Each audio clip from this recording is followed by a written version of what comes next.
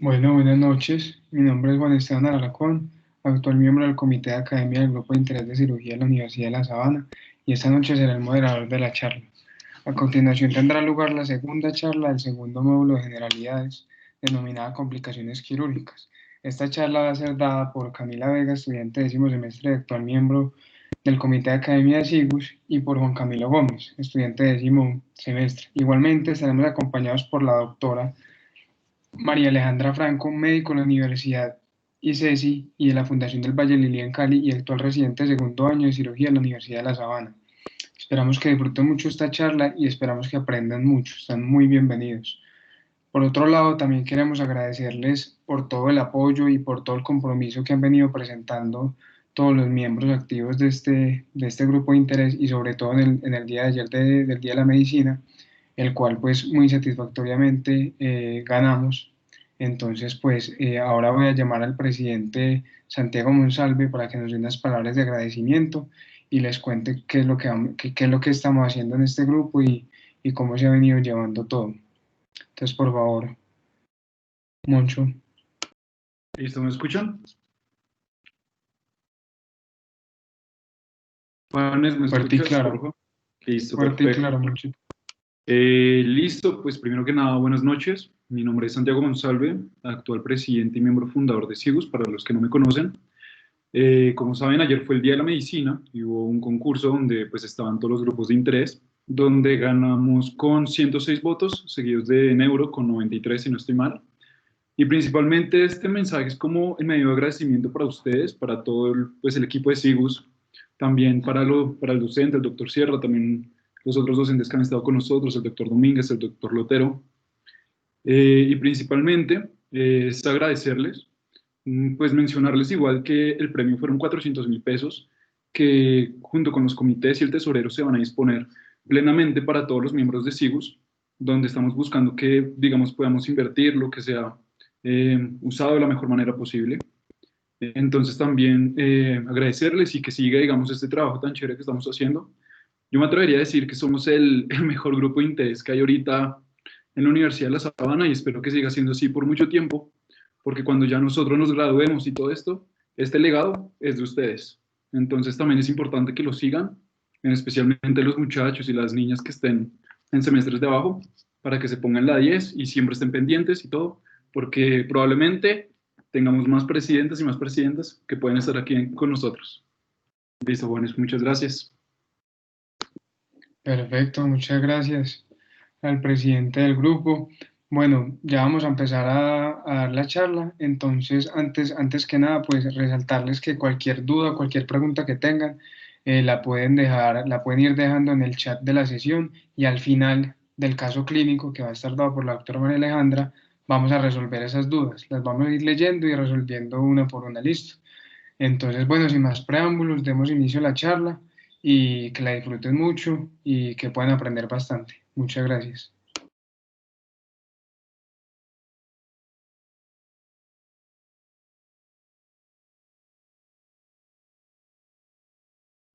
Por favor, me confirman si se ve bien la imagen y además de eso, Se ¿me ve escuchan bien? perfecto, perfecto y se Listo. escucha muy bien.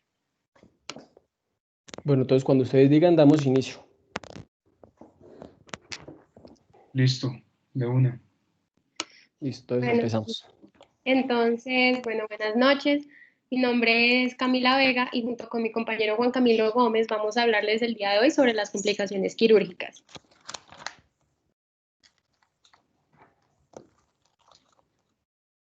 Este va a ser el orden que va a llevar nuestra charla. Vamos a empezar con una pequeña introducción, seguida por la clasificación. Damos unos factores de riesgo, etiopatogenia, epidemiología. Después empezamos a hablar un poco sobre las siguientes complicaciones que ven en el listado y terminamos con las conclusiones y el caso clínico. Bueno, entonces para empezar, y lo más importante para que pues de acá en adelante puedan entender toda la charla, es tener clara la definición de una complicación.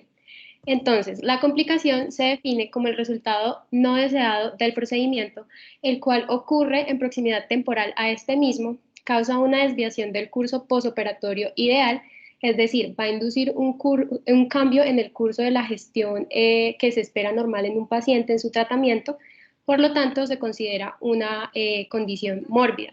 ¿Por qué no se me pone silencio rápido? Es decir, esta causa sufrimiento, ya sea de manera directa, como por ejemplo con el dolor, o de manera indirecta, por ejemplo en aquellos pacientes en los cuales van a ser sometidos a una reintervención quirúrgica. Estas complicaciones pueden aparecer por diferentes razones. Después de haber hecho la revisión con Juan Camilo, encontramos principalmente dos razones.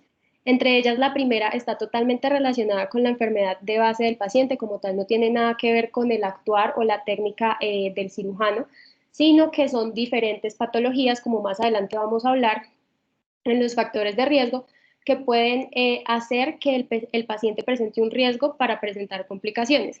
Y ya la segunda vendría siendo como tal un error del cirujano, que puede ser por un descuido, que puede llegar a que éste cometa, como hemos dicho, pues un error técnico, lo cual puede provocar que se presente alguna complicación. Es muy importante que tengamos esto en cuenta, ya que las complicaciones no solo generan un impacto en la demora de la recuperación de los pacientes, sino que también generan un aumento en los costos de manejo, un aumento en los tiempos de hospitalización, pues por esto podemos entender que van a generar secuelas transitorias o definitivas, las cuales tienen un impacto importante en la calidad y el estilo de vida de todos nuestros pacientes. Por esto es que también siempre debemos explicar a los pacientes y a sus familiares el riesgo de las diferentes complicaciones que se pueden llegar a presentar con cada procedimiento, lo cual siempre debe ir plasmado en un documento indispensable que es llamado el consentimiento informado. Con respecto entonces a la incidencia de infecciones postoperatorias, tras la revisión de la literatura, encontramos que esta puede ir alrededor entre un 5 y un 12%. ¿Por qué les traemos esta cifra? Porque nos pareció pues muy importante tenerla en cuenta, ya que su incidencia puede disminuirse significativamente siempre y cuando nosotros tengamos una buena técnica de asepsia y antisepsia. Ya manera más de la técnica quirúrgica, respetemos los planos tisulares, siempre también respetando los aspectos técnicos de la disección y en caso de que sea necesario hacer buen uso de los diferentes medicamentos o antibióticos. Entonces, ¿cómo se van a clasificar? Juanca, creo que no estoy viendo la presentación. Ah, no, mentira, sí. ¿Ya la ves? Sí. Listo, dale. Sí.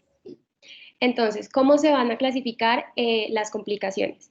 Les trajimos este sistema, que es el sistema Accordion. Este es un sistema que fue propuesto en el año 2009 y se caracteriza básicamente porque este clasifica la gravedad de las complicaciones dependiendo al manejo que éstas requieran, siempre teniendo en cuenta a la muerte del paciente pues como la complicación más grave. De esta manera, entonces, podemos entender que vamos a tener complicaciones leves, moderadas, graves y la muerte postoperatoria. Con respecto a las complicaciones leves, estas requieren solo procedimientos invasivos menores que se pueden realizar al lado de la cama del paciente, como lo son, por ejemplo, la inserción de una vía intravenosa, un catéter urinario, poner un tubo nasofaringeo o el drenaje de diferentes infecciones de herida. En este grupo de pacientes podemos usar los siguientes medicamentos, que son antieméticos, antipiréticos, analgésicos, diuréticos y electrolitos.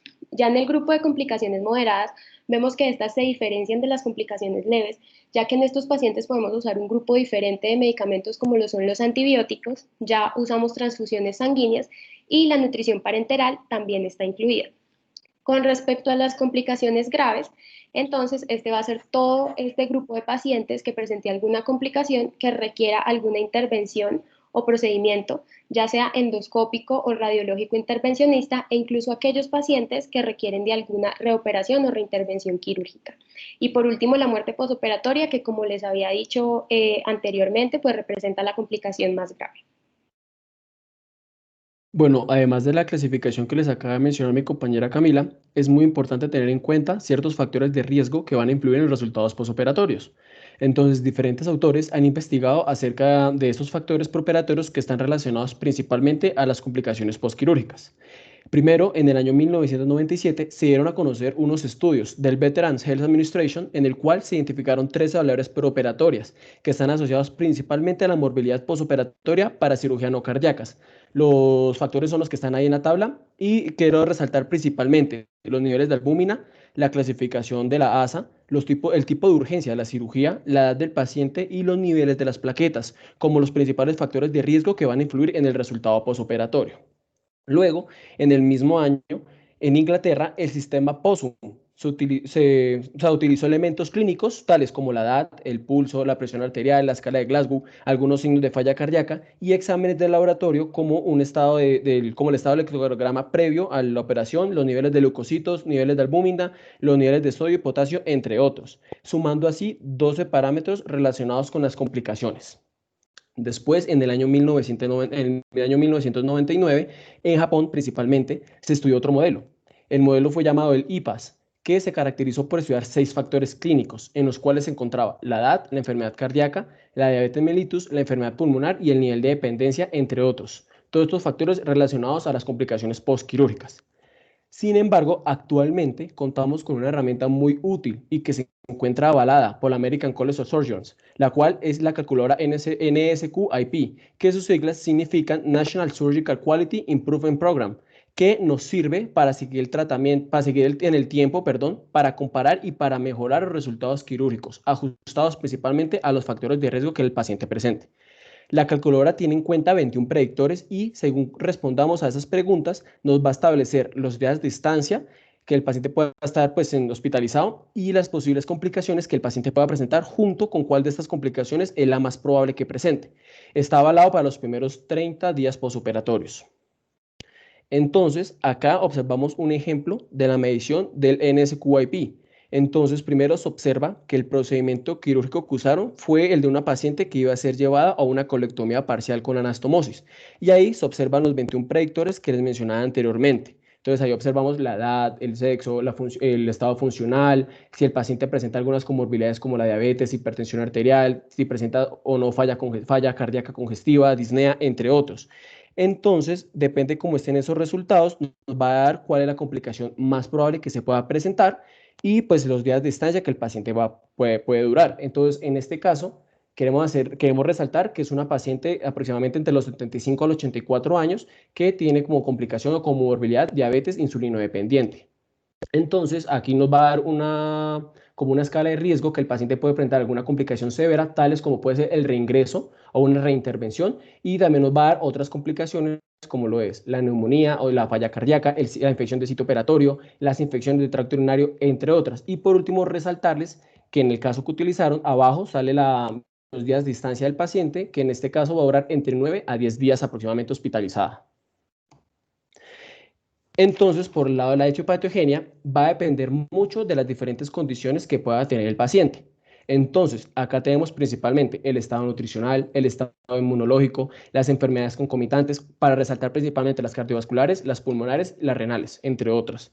Y muy importante mencionar los medicamentos. Los pacientes que vienen consumiendo normalmente anticoagulantes, es muy importante que los suspendan días previos a la cirugía para evitar que tengan complicaciones de tipo hemorrágicas.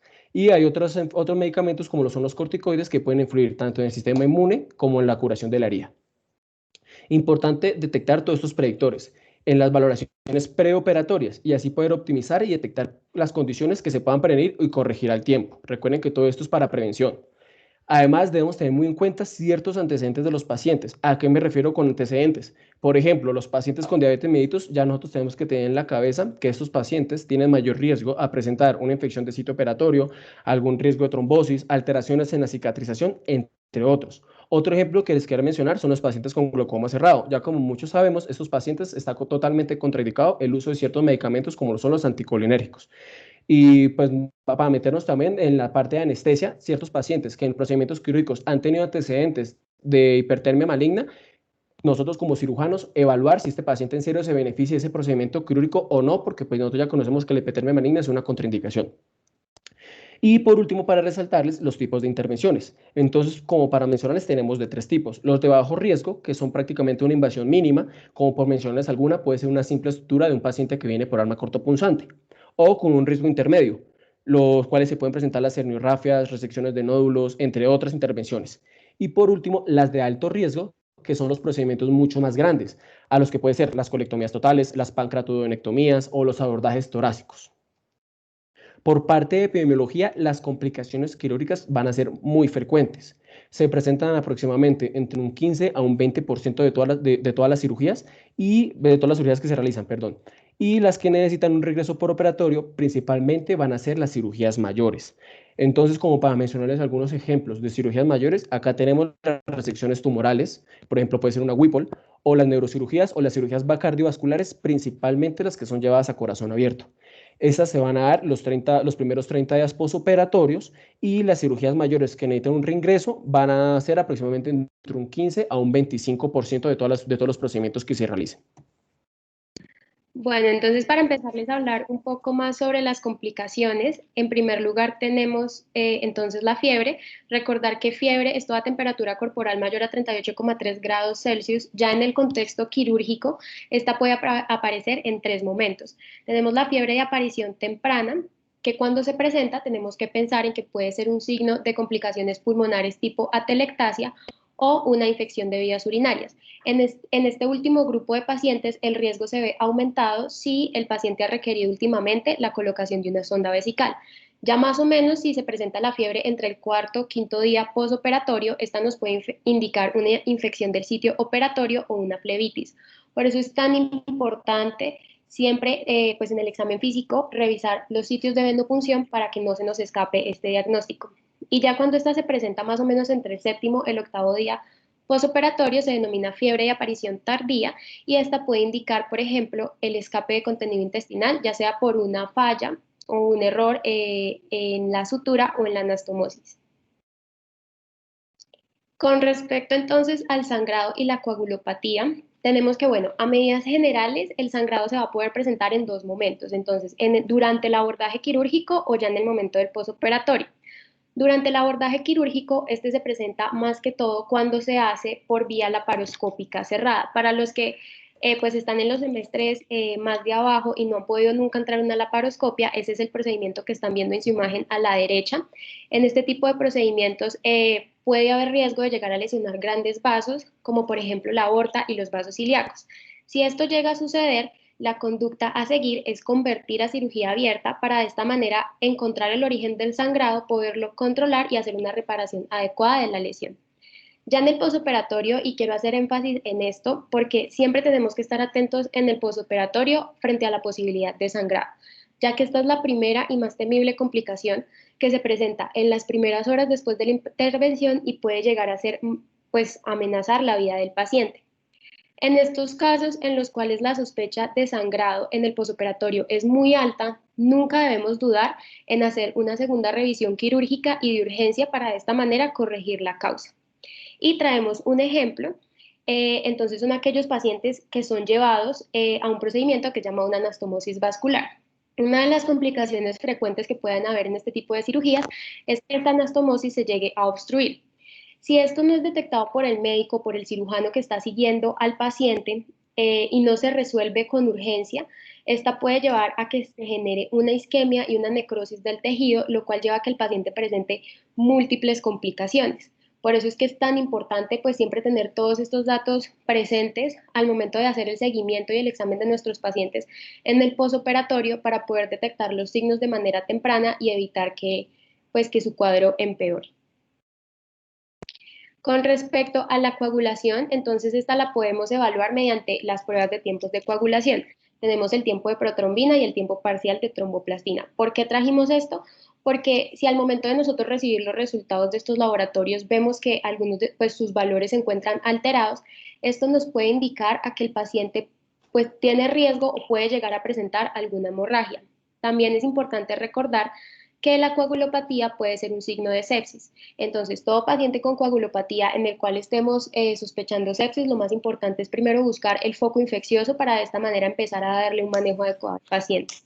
Y si esta, es decir, si la coagulopatía se encuentra asociada con hipotermia y acidosis metabólica, es a lo que normalmente denominamos la tríada de la muerte. Entonces, la tríada de la muerte está compuesta por coagulopatía, hipotermia y acidosis metabólica. ¿Por qué es tan importante que la tengamos en cuenta?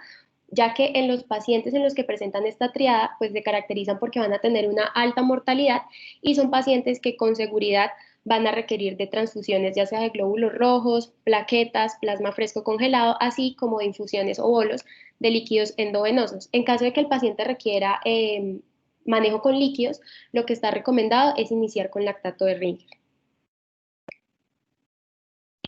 Con respecto entonces al sangrado digestivo, tenemos que es una complicación muy frecuente y es más que todo característica en los pacientes críticos sépticos, la cual si no tratamos de manera precoz puede avanzar y evolucionar a ser una falla multiorgánica, que más adelante les vamos a hablar un poco de esto.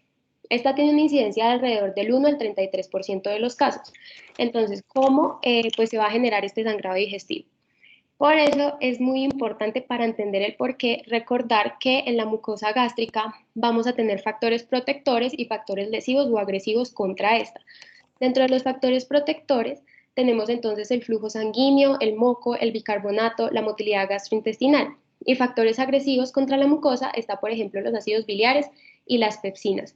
¿Por qué trajimos esto? Porque siempre que haya un desbalance entre los factores protectores lesivos o agresivos, esto puede generar a que el paciente presente un sangrado de origen digestivo. Por lo tanto, la recomendación principal que nos dan es siempre mantener el pH mayor a 3.5, el pH gástrico. ¿Y cómo hacemos esto?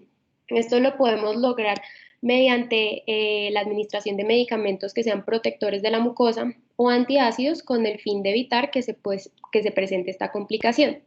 Sin embargo, pues el desbalance entre estos factores no va a ser la única causa de sangrado digestivo. Tenemos que también tener en cuenta que, por ejemplo, aquellos pacientes que presentan una hipersecreción de ácido, porque son pacientes que, digamos, tienen úlceras a nivel gástrico, pues también van a presentar un riesgo importante para sangrado a nivel digestivo.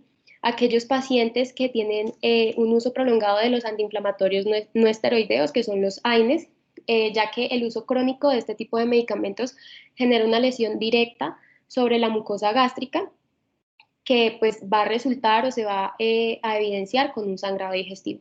Y también está descrito como factor de riesgo importante la infección por Helicobacter pylori.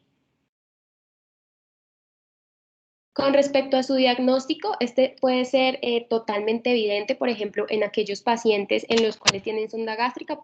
En algunos casos se puede evidenciar el sangrado por la sonda. Algunos pacientes nos consultan con la hematemesis franca. Hematemesis franca, entonces sería, pues para los que no conocen el término, es como tal el vómito de contenido hemático. Algunos pueden presentar melenas, que son como tal las heces negras, por sangre como tal ya pues descompuesta, porque es un sangrado que viene más que todo el tracto digestivo superior, y con un porcentaje menor, pero al igual está descrito, hematoquexia, que la hematoquexia entonces son las heces como tal manchadas de sangre, pero esta sangre va a ser roja, rutilante, porque el sangrado pues se caracteriza más que todo porque es de vías digestivas bajas. Al examen físico, son pacientes que nos llegan taquicárdicos e hipotensos. A nivel de laboratorio, pues los hallazgos como más significativos que podemos encontrar son una disminución de hemoglobina y hematocrito. Importante recordar que la única manera para nosotros poder confirmar el diagnóstico es haciendo una endoscopia de vías digestivas, que es el procedimiento que están viendo en su imagen a la derecha. ¿Cómo lo vamos a manejar? Entonces tenemos un manejo farmacológico, el cual va a estar basado básicamente en medicamentos vasoconstrictores esclerosantes que sean derivados de la fibrina. Si el manejo farmacológico falla y pues no nos da resultado, tenemos ya que hacer un manejo quirúrgico o una angioembolización. Con respecto a la prevención, entonces, como lo que les había dicho antes, lo importante es usar medicamentos que sean protectores de la mucosa o antiácidos con el fin de mantener un pH gástrico mayor a 3.5. Esto lo podemos lograr con medicamentos como lo son los inhibidores de la bomba de protones, como por ejemplo el omeprazol, el lansoprazol, bueno, entre otros, durante el posoperatorio. Y también está escrita que la administración precoz de alimentos, ya sea por vía oral o por vía enteral, puede disminuir significativamente el riesgo de presentar un sangrado digestivo.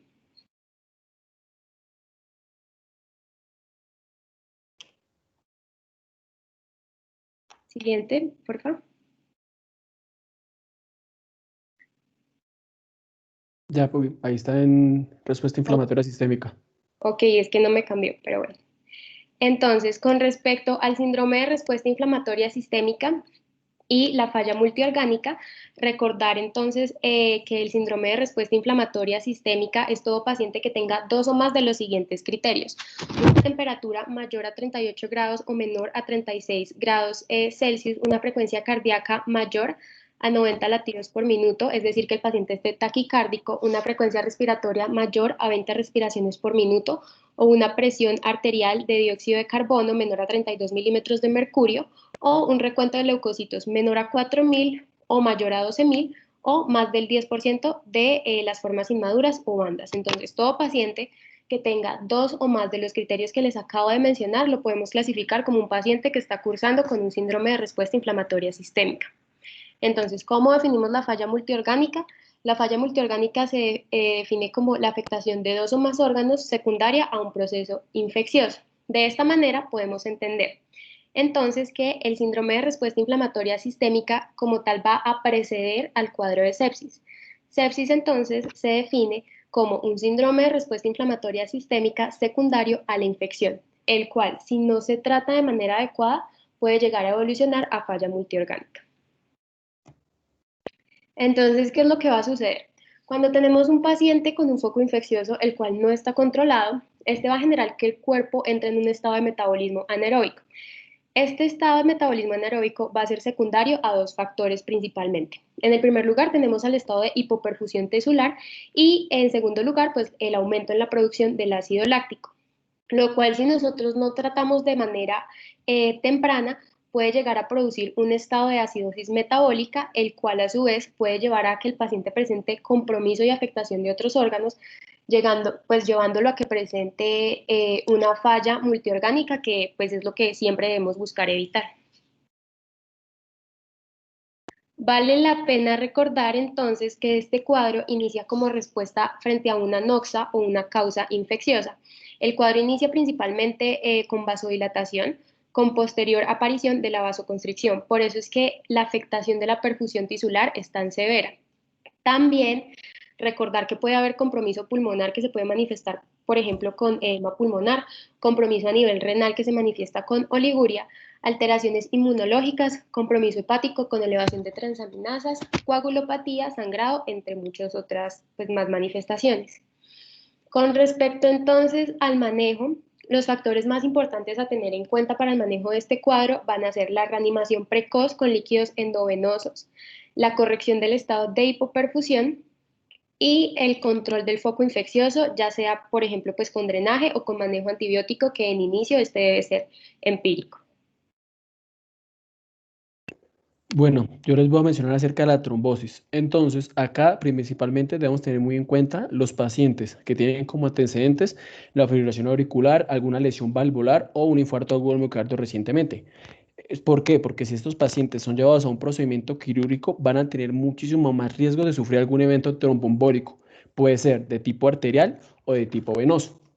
Estos eventos, en casos de tener algún compromiso abdominal, por ejemplo, una isquemia mesentérica, pueden tener alguna manifestación que los llevaría a un deterioro progresivo del paciente como tal. Entonces, por esta razón, nos toca actuar de manera rápida y efectiva. Entonces, si las condiciones no lo permiten, se debe realizar estudios de extensión, como cuáles, principalmente un TAC abdominal contrastado, donde se observaría principalmente lo que es un engrosamiento de la pared abdominal o una neumatosis en caso de ya estar mucho más severo.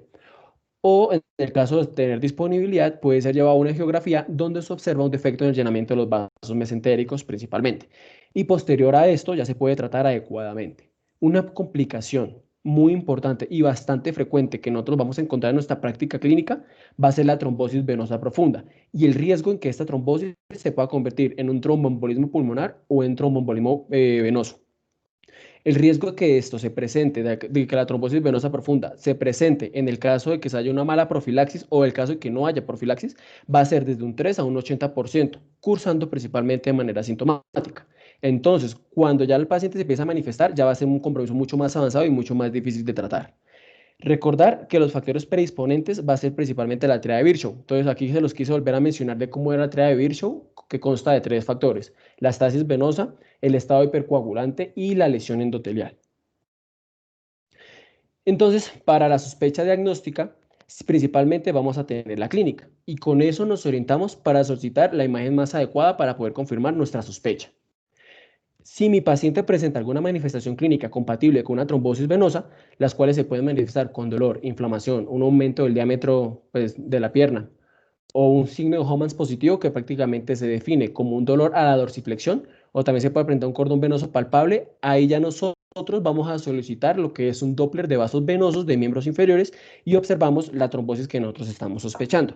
En el caso de que nuestro paciente presente una clínica relacionada con tromboembolismo pulmonar, que consta principalmente de un dolor torácico, disnea o taquicardia, ya ahí lo que solicitamos inicialmente o como mínimo va a ser un TAC de contraste de alta resolución, pues, de tórax. Y esto es muy importante resaltarlo. Otro que quiero darles un tip de laboratorio puede ser el dímero D. Sin embargo, toca tener muy en cuenta que aquí principalmente estamos hablando de pacientes que se encuentren posoperatorio. Entonces, este marcador puede salir elevado por el simple proceso que puede tener el paciente de cicatrización. Entonces, como para tenerlo en cuenta y no guiarnos solamente por el dímero D.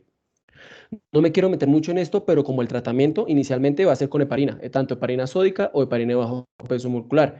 Se pueden utilizar otros como lo son los anticoagulantes orales, pero estos ya van a ser ya después de que se controle la etapa aguda del paciente. Y en algunos casos puede requerir la fibrinólisis. Ahí les puse cómo sería la dosis inicial y cómo se maneja seguimiento. Sin embargo, lo que yo más quiero hacer énfasis y que quiero que ustedes no lo olviden son las medidas de tromboprofilaxis. Entonces, todo paciente que pues, haya un procedimiento quirúrgico y tengamos algún riesgo de algún trombo, es muy importante que se le pueda dar de manera profiláctica heparinas de bajo peso molecular o heparinas no fraccionadas a dosis profiláctica. ¿Cuál es esta dosis? 40 unidades subcutáneas, depende. Esa es la manera profiláctica, pero varía de peso. Otras pueden ser las medidas compresivas para evitar la formación de trombos. Y por último, muy importante que casi nosotros no lo tenemos en cuenta, es la deambulación temprana o precoz del paciente después de estar en el procedimiento quirúrgico. Se puede tener o en el mismo día o al día siguiente de haber sido llevado. Entonces, en la infección de sitio operatorio, también conocida como ISO. Recordar lo que se había hablado en una de las charlas anteriores de SIGUS, que se define como la infección en cualquiera de los planos abdominales u órganos o espacios donde se haya realizado la intervención quirúrgica. Entonces, recordar que tenemos de tres tipos. La ISO superficial, que se caracteriza porque tiene un compromiso de piel y tejido celular subcutáneo. La profunda, principalmente que compromete músculos y fascias. Y por último, la órgano espacio, que puede ser entre comillas la más grave, que es la que tiene ya compromiso de cavidad u órgano, pues, tanto intraabdominal como donde se haya realizado el procedimiento. La incidencia se presenta en mayor proporción los primeros 10 días posoperatorios y pueden aparecer hasta los 30 días. Sin embargo, en caso de nosotros haber utilizado algún tipo de prótesis en la cirugía, esta puede presentarse hasta un año posoperatorio, para no olvidarlo. Adicionalmente, mencionarles que está directamente relacionado con el tipo de herida que el paciente haya llegado, siendo más insidiosa la herida sucia, que puede llegar a ser de un 40%, se puede presentar en un 40%, perdón. El diagnóstico es simple. Normalmente se observan signos clínicos, signos locales de inflamación y en casos mucho más graves ya se tendrán signos sistémicos de respuesta inflamatoria como los anteriormente mencionados por mi compañera y resaltando principalmente la fiebre o la taquicardia que son las que nosotros nos damos cuenta de primero. El tratamiento depende mucho del tipo de infección de sitio que tengamos y puede ir desde el uso de antibiótico hasta ser llevado a salas para un lavado quirúrgico. Es importante, y eso les quiero recalcar mucho, hacer un uso adecuado del antibiótico. Tener en cuenta los microorganismos más prevalentes del área donde nosotros nos encontremos y su patrón de resistencia, para así poder hacer una profilaxis óptima. Y en caso de poder realizar algún cultivo, hacerlo sin ningún problema, pues porque así nosotros podemos lo que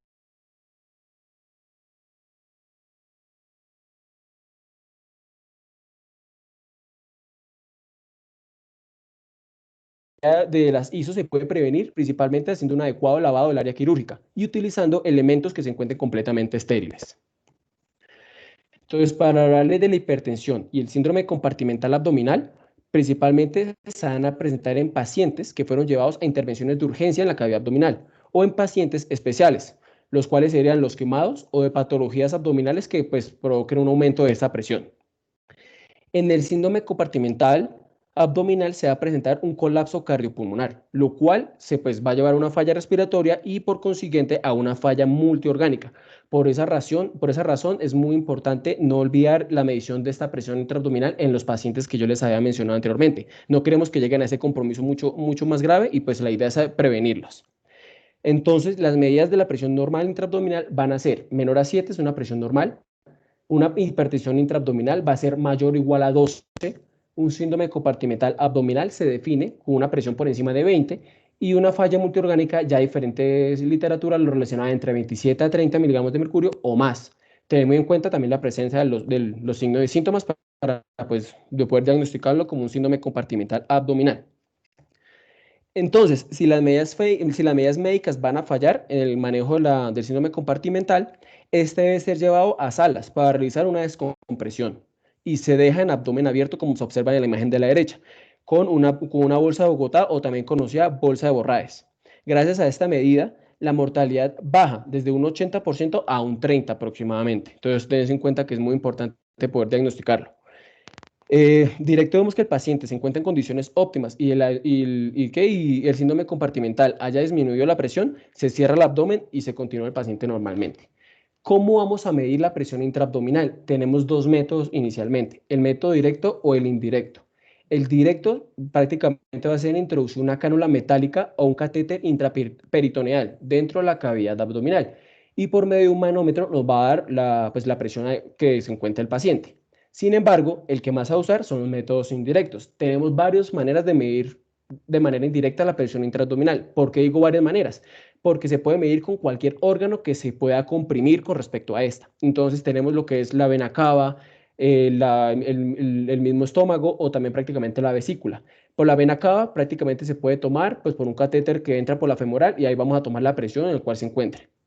Intragástrica puede ser por medio de una sonda nasogástrica o si el paciente presenta una gastrostomía se puede tomar por ahí. Sin embargo, la más usada porque no presenta tantas complicaciones y está mucho más relacionada con la presión intraabdominal va a ser la manera intravesical que se observa en la imagen ahí y va a ser con respecto a una sonda vesical. Por último, de las complicaciones, les quiero resaltar las complicaciones de la pared abdominal. Entonces, para iniciarles, voy a comenzar hablándoles de las dehiscencias, que es la complicación más frecuente y que tiene pues, compromiso con la pared abdominal. Se caracteriza principalmente por ser la separación de las capas de la piel en una herida quirúrgica. Entonces, es típica herida que nosotros suturamos y de un momento a otro se empieza a abrir a los días que el paciente vaya estando en recuperación. Hay diferentes factores que pueden predisponer a que las dehiscencias ocurran. Entre estas, para resaltar, que el paciente tenga antecedentes de diabetes mellitus, que haya un absceso, que se haya provocado un absceso ahí en la pared abdominal o que tenga defectos del tejido conectivo, entre otros. Ya como segundo defecto de la pared abdominal, resaltar es lo que es el enterocele, que se caracteriza por ser una evisceración de las asas intestinales a través del sacro de Douglas, recordemos que la pared posterior de la vagina, haciendo que protuya a través de esta, a través de la misma vagina.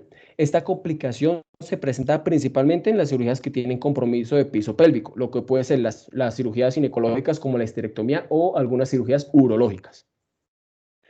Luego tenemos lo que es la evisceración, que se caracteriza por ser la salida de las vísceras abdominales a través de un orificio en la pared abdominal. Acá les quiero resaltar, y es muy importante, que la evisceración no solo se presenta en casos de trauma, sino que también, por ejemplo, en el caso de una laparotomía, que es cuando abrimos el paciente por completo, cuando necesitamos explorarlo por completo el intestino, nosotros provocamos una evisceración de este para poder examinarlo adecuadamente. Entonces, como no relacionar una evisceración con trauma, sino que en cualquier momento podemos realizarla. Y por último, en la ventración, que se caracteriza por ser la protusión o el desplazamiento de las vísceras abdominales a través de un defecto en la pared. Acá les quiero recalcar con mucha importancia es que la ventración se va a diferenciar de la evisceración porque en la ventración no va a atravesar todas las paredes abdominales. En la ventración va a atravesar el peritoneo, músculos, fascias, y no atraviesa ni tejido celular subcutáneo ni piel. Entonces, la imagen que yo les mencioné, que les puse ahí, es como nosotros conocemos habitualmente una hernia, y ustedes la han visto. Entonces, pues bueno, para mencionarles además de eso, la corrección de las hernias va a presentar otro tipo de complicaciones de la pared, como pueden ser los seromas, que termina siendo como un acúmulo de líquido seroso en la pared, en el tejido celular subcutáneo. Bueno, y ya por último, entonces, para recordar, les traemos como estos 3 puntos para llevar a casa. El primero es que siempre debemos extremar las medidas preventivas frente a las posibles complicaciones, teniendo en cuenta pues todos los conceptos que giran alrededor de la patología del paciente, es decir, ver al paciente desde una manera integral, siempre pues teniendo en cuenta sus comorbilidades, si necesita un antibiótico, si necesita una tromboprofilaxis y ya pues al momento de realizar el procedimiento, siempre teniendo unos adecuados pues medidas de asepsia y antisepsia.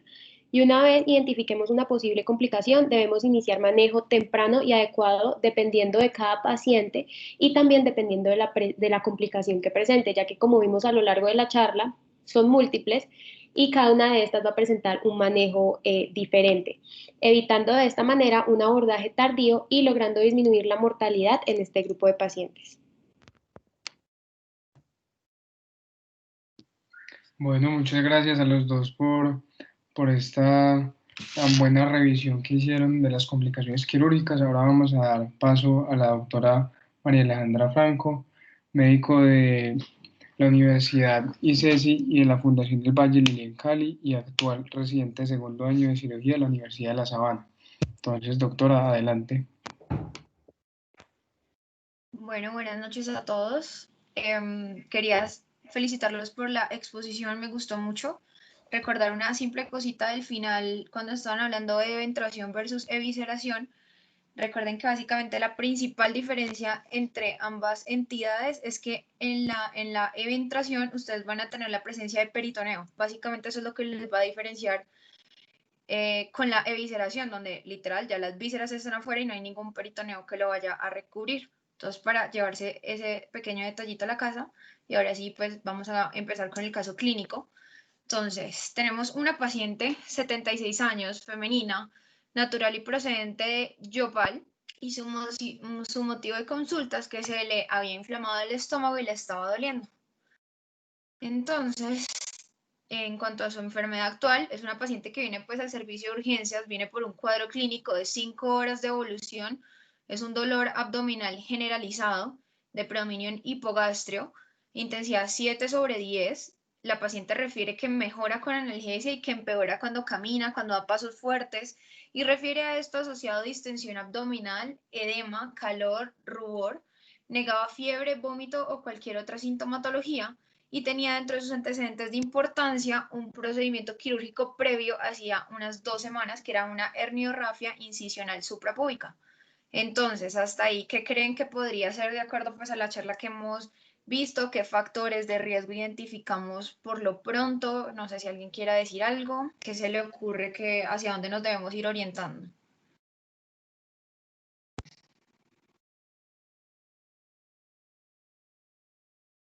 Hola. Adelante, Juan David. ¿Me escuchan bien? Sí. Perfecto. Pues teniendo en cuenta la condición de la paciente, el cuadro clínico que está presentando en la enfermedad actual descrito y el antecedente del procedimiento quirúrgico, de entrada lo que podemos pensar es que la paciente puede estar cursando con una infección del sitio operatorio. Tiene muchos factores de riesgo asociados, como por ejemplo ser una edad de extremos de vida. Además tiene un procedimiento quirúrgico relativamente reciente y tiene muchos signos locales de inflamación que me pueden sugerir asociados a la zona quirúrgica que puede estar cursando con un proceso de una infección de sitio operatorio. Eso es lo que yo podría ir como enfocando el caso por ahora con la información que poseo. Listo, estoy de acuerdo, muy bien. Ya que hablamos ahí un poquito de infección de sitio operatorio, quería preguntarle si alguno de pronto se acuerda de la clasificación de las heridas y este tipo de herida a qué tipo pues dentro de la clasificación sería. No sé si alguien se acuerda o quieren que lo repasemos.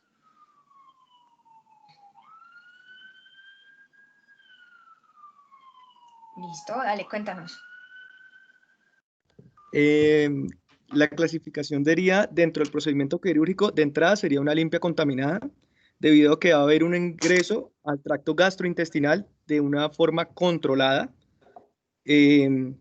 Teniendo en cuenta eso, pues lo clasificaría yo como una limpia contaminada, ya teniendo en cuenta los hallazgos que se pudieron haber encontrado, si hubo sospecha de procesos infecciosos asociados previo al ingreso quirúrgico, ya se podría cambiar como una herida sucia o no, pero de entrada sería una limpia contaminada por invadir tracto gastrointestinal de una manera controlada.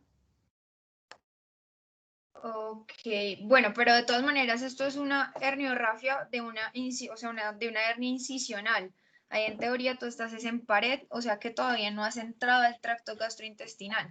Entonces, en este caso específico, en realidad es una herida limpia Y ahí lo importante que sepamos de estas clasificaciones es la tasa de infección. En este caso, la tasa de infección para esta paciente solo por herida es del 1 al 5%, pero siempre debemos tomar en cuenta el resto de cosas que tú mencionabas de sus factores de riesgo.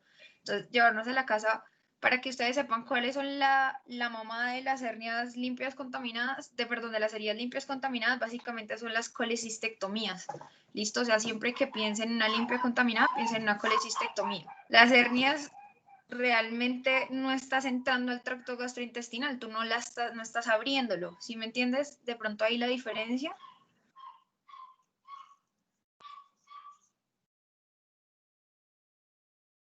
Bueno, entonces si quieren continuemos.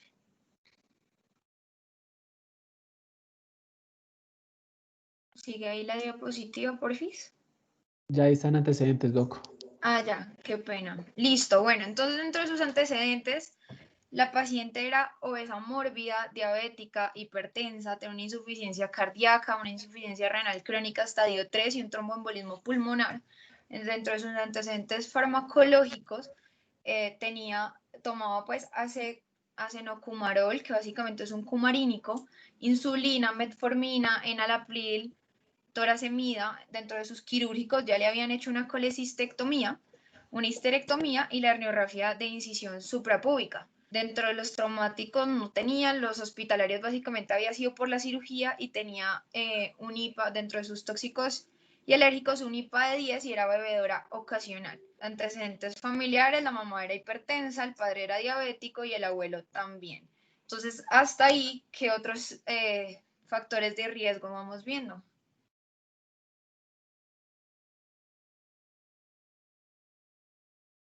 En la charla nos habían mostrado una tablita que era importante para las complicaciones y que aquí por lo menos tenemos algunos. De pronto alguno quiere mencionar cuáles eran los factores de riesgo para esta paciente.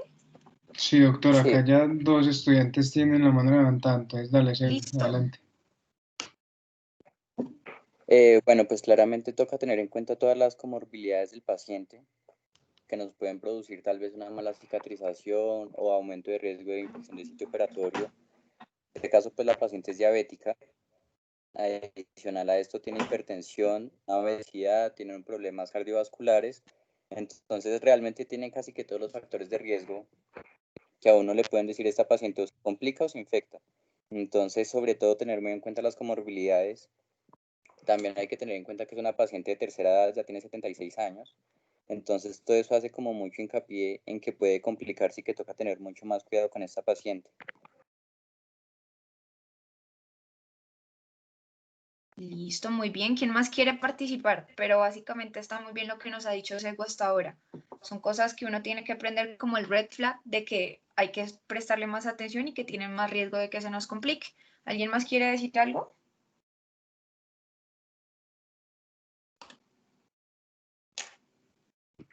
Por ahora parece que no, doctora. Listo, entonces sigamos. Buenas noches a todos. Hola, profe.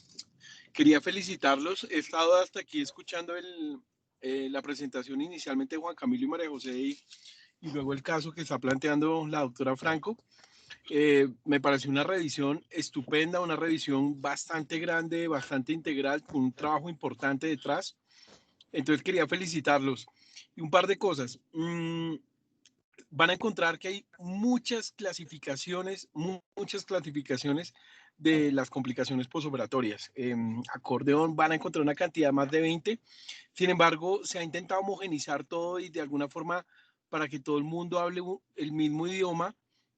Hay una que digamos que trasciende a nivel internacional y es la clasificación de Clavien-Dindo. Entonces, por favor, búsquenla porque es de la que más hablamos y de la que más nos referimos y en la que más la literatura y los artículos van a encontrar. Dicen, este es un Clavien-Dindo 2 o 3 o A o B. Entonces, busquen esa clasificación. Y otro artículo que me parece relevante e importante es un artículo de JAMA del 2017 de la prevención de la infección del sitio operatorio, donde se hace una revisión extensa y exhaustiva de los factores que intervienen en la infección del sitio operatorio. Entonces, se los dejo como recomendación para que lo revisen. De nuevo, felicitarlos. Digamos que la la charla y la discusión que están haciendo, muy, muy enriquecedora. Muchas gracias. A usted, doctor, muchas gracias por el aporte. Entonces, si quiere, doctora, continuar. Listo. Bueno, entonces seguimos. Entonces, listo, nos llegó el paciente a urgencias, lo vamos a examinar. Tiene una presión arterial normal, una frecuencia cardíaca normal, no está taquicárdico, no está tampoco taquipnéica, la paciente está orientada, sin embargo está pálida, está diaforética. A nivel pulmonar se encuentra bien, no hay ninguna alteración. Sin embargo, el abdomen es globoso, está doloroso a la palpación. Ya nos había dicho que estaba un poco distendida desde la enfermedad actual. No se escuchan los ruidos hidroaéreos y hay signos francos de irritación peritoneal. Entonces, se le decide hacer a la paciente, bueno, no, primero, con este examen físico, ahora, ¿qué podemos pensar? Ahí ya hay otras cositas que se nos pueden ir pasando a la mente y que habría que considerar. Entonces, quiero que me digan, independientemente de si hubieran visto, pues ahí la tomografía de abdomen, si ustedes les llega un paciente así posoperatorio y lo encuentran entonces con un abdomen distendido, doloroso, con ausencia de ruidos, con signos de irritación peritoneal, ¿qué se les debe pasar por la mente?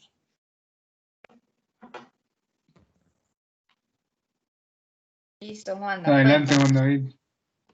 Pues doctora, lo primero que yo pensaría con eso, con un abdomen agudo en un paciente posoperatorio, yo podría estar pensando que tiene un absceso, puede tener un absceso en la zona de la operación, que eso es lo que me podría explicar toda esa respuesta inflamatoria que nos puede manifestarse con una hipertensión arterial, con ahorita todavía no se ha evidenciado taquicardia, pero si ya empieza a haber una taquipnea, todos esos síntomas, todos esos signos, perdón, como de que el paciente tiene algún proceso infeccioso o algo no deja que se dé un buen proceso cicatrizal, entonces yo pensaría que puede cursar con un absceso, sin tener en cuenta lo que dice el TAC. Listo, muy bien. Es cierto, eso es una de las cosas que hay que tener en cuenta y más si tiene signos de infección local, la paciente está distendida, no tiene buen tránsito. El hecho de que no tenga buen tránsito, ¿qué creen que nos puede hacer pensar? Hay dos cosas ahí que, pum, de una podemos pensar si la paciente es un posoperatorio sin buen tránsito. ¿Qué se les ocurre?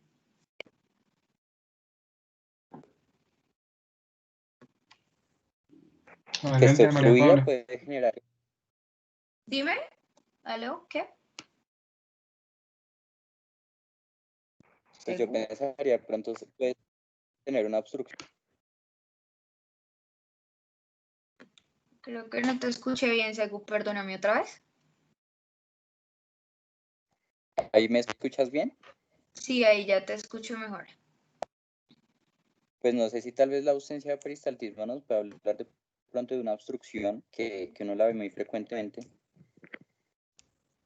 De acuerdo, entonces esas son cosas que también tienen que ver, o sea, paciente que se queje de dolor, llegue distendida y tenga ausencia de ruidos con un antecedente quirúrgico, más allá de la primera semana, ya pueden pensar en que el paciente puede cursar con una obstrucción intestinal, pero también consideren lo que nos había dicho Juan David.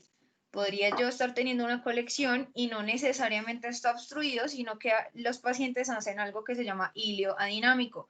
Entonces, imagínenselo como que hay un proceso inflamatorio, hay tanta inflamación a nivel del peritoneo que hace, por decirlo así, que se paralice. ¿Listo? Entonces, el intestino, por tanta respuesta que tiene en ese momento y todo lo que le está pasando, se paraliza y nos hace, no se nos obstruye, sino que se queda quieto, se queda como con un tránsito mucho más lento y a lo que nosotros le llamamos iliodinámico. ¿Listo? Que regularmente está asociado entonces a procesos inflamatorios a nivel de la cavidad. Bueno, entonces ahora sí, vamos a seguir. Entonces, decimos hacerle una tomografía. En la tomografía dice que hay una gran colección que es líquida en la pared anterior de 31 por 6.5 por 13 centímetros, o sea, es bastante grande, queda por delante de la malla y se extiende desde la altura umbilical hasta la sínfisis púbica.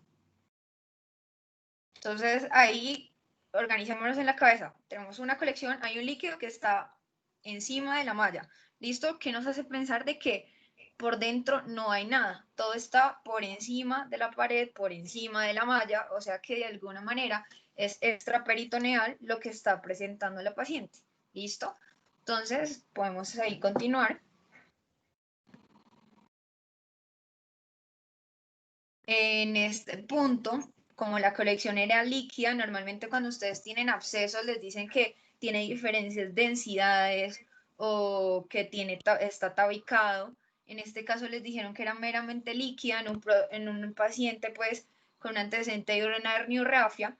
Si quieren podemos después buscar esto, pero así tienen que saber que el seroma es una de las complicaciones que está mayormente asociada a todas las eventrorrafias o herniorrafias incisionales, que era el caso de esta paciente. Ya hay estudios pues que muestran que hasta el 40% de estos pacientes hacen seroma, y la razón es porque queda un espacio muerto, o sea, ustedes tienen que desbridar, tienen que hacer colgajos, o sea, ¿cómo les explico qué significa lo que les estoy diciendo? Ustedes para poder poner esa malla y poder corregir el defecto tienen que dejar todos sus tejidos, por decirlo así, lisitos, sin irregularidades, y eso hace que ustedes entre el tejido y la piel les quede como un espacio muerto, un espacio libre. ¿Sí me entienden? Entonces eso, con el tiempo, a los días, empiezan a hacer un seroma, que básicamente es acumulación de líquido en ese espacio.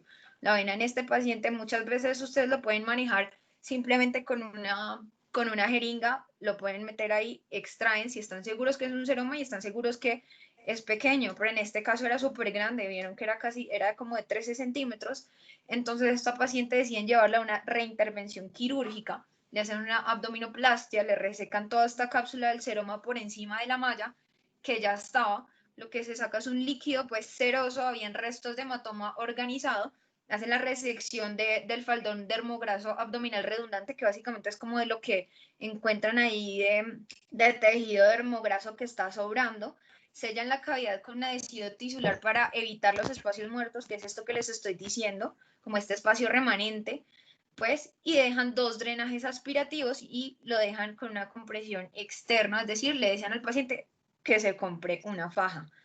Entonces, con esto, pues finalizamos nuestro caso. No sé si alguno, con base en esto y la clasificación que nos habían dado al principio de la presentación, ¿cómo clasificaría este tipo de complicación?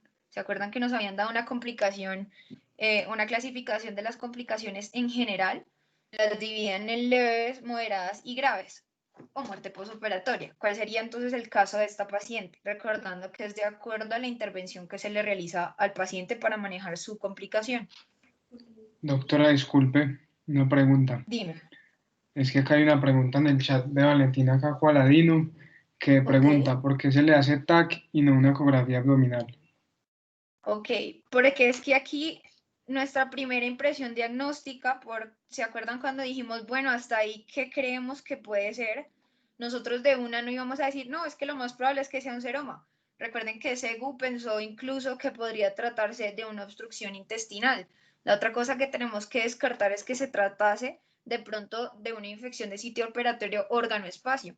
Entonces, la imagen que mejor nos puede decir qué es lo que está pasando dentro de todas las impresiones diagnósticas. Recuerden que ustedes siempre que ven un paciente tienen que abrir un abanico de posibilidades de lo que puede estar pasando. Y el examen que les sirvió a ustedes para descartar la mayoría de las posibilidades que se les ocurría en ese momento es la tomografía, porque la ecografía simplemente llega, el alcance es muy pequeño, ¿sí me entienden? El alcance es muy limitado, mejor dicho, más que todo para pared, más que todo en una paciente que era pues diabética, hipertensa, probablemente también era obesa, tenía un gran panículo adiposo y ahí pierde mucha sensibilidad y especificidad este tipo de examen pues ecográfico. Entonces siempre la tomografía, de hecho esta paciente era obesa mórbida, entonces si ustedes le hubieran hecho la ecografía van a quedar muy limitados porque el transductor no alcanza a pasar como todas esas capas de grasa para poder ver bien cavidad. Entonces recuerden siempre que ustedes tengan dudas y tengan un gran abanico, piensen en el examen que les va a ayudar a descartar y les va a dejar llegar hasta el diagnóstico adecuado. Pero eso sí, nunca olviden todo lo que es la enfermedad actual, el examen físico, porque si ustedes no hacen eso bien, no van a poder saber qué examen les va a servir para descartar las cosas, ¿vale? ¿Me entendiste?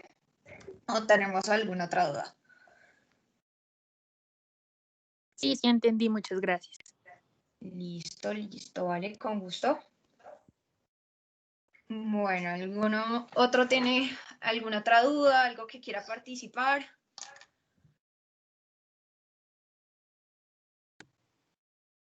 Por ahora no hay más dudas, doctora, pero si quiere podemos dejar 2 minuticos para que la gente se anime a preguntar las Listo. últimas cosas.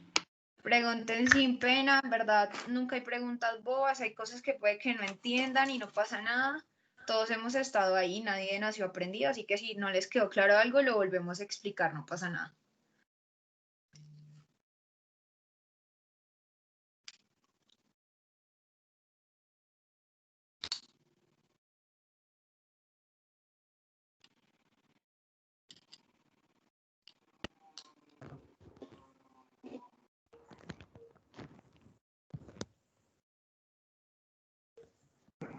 No, pues yo no creo que nadie más se anime ahorita a hablar.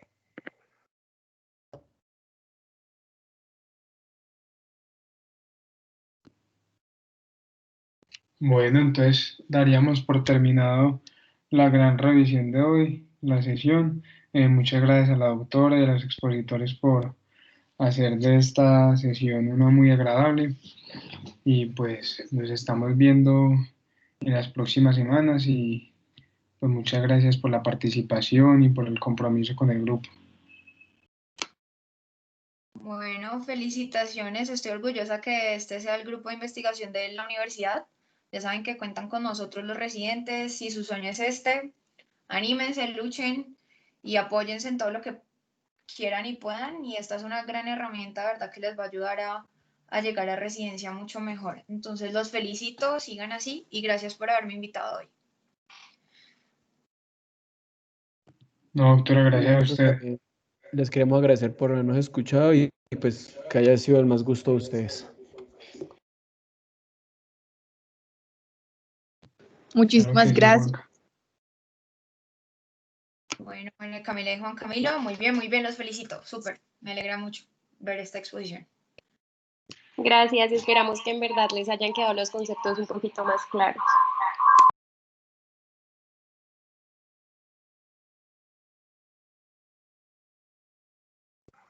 Listo, entonces muchísimas gracias a todos los que se conectaron.